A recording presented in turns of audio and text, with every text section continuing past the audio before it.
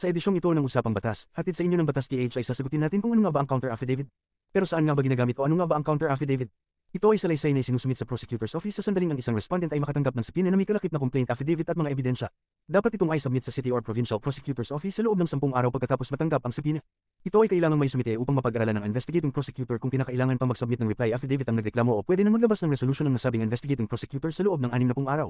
Kung makita ng investigating prosecutor na maliwanag ang depensa ng respondent ayon sa isinumiting counter affidavit, kanyang ay rekomenda na i-dismiss ang nasabing obla.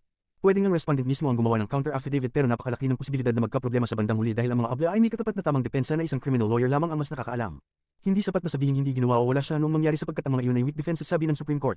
Kaya para maiwasan ang pagkakaroon ng pagkakamali ito ay ginagawa sa tulong ng isang abogadong bihasa sa criminal law dahil ang nakataya dito ay pagkakakulong kapag nagkamali o kaya ay masamang record na maaaring samirin ng kinabukasan ng inireklamo.